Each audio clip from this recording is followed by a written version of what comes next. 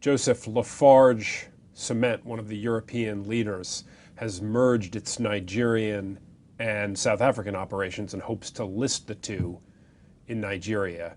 This brings it into conflict with the regional leader Dangote. How has Dangote gotten into this powerful position ahead of the global champions? Yeah, you say in conflict, but Dangote is pretty far ahead at this point. You can compare it by market capitalization. So Lafarge, like you said, European leader based in Paris, has operations around the globe, is one of the world's biggest cement producers, has a $22 billion market cap.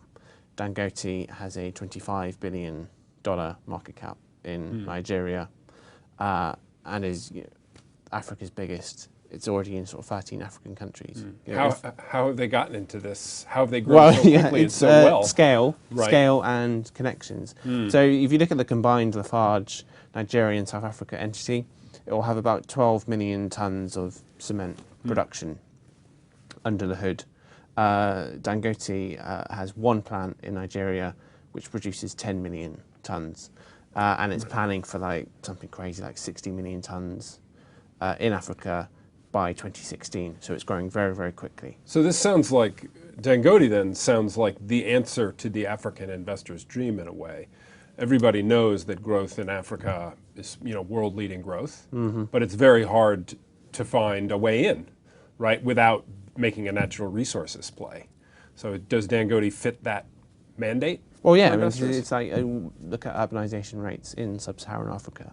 Right. They're not exactly high, and they can only go high from here, like 30%, 40% onwards.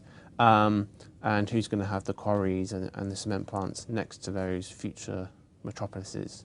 It's going to be Lafarge or Dangote. Right. And Lafarge is indebted. It's trying to merge with Holcim at the moment. It's kind of reshuffling its assets around the world. Yeah. That takes a lot of, sort of time and attention.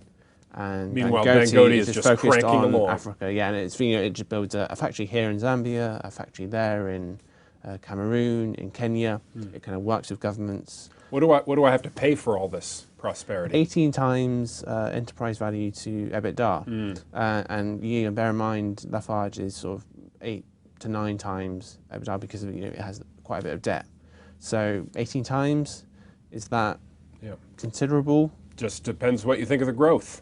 Yeah, and the governance as well. Right. But yeah, something Thanks, to think Joseph. about.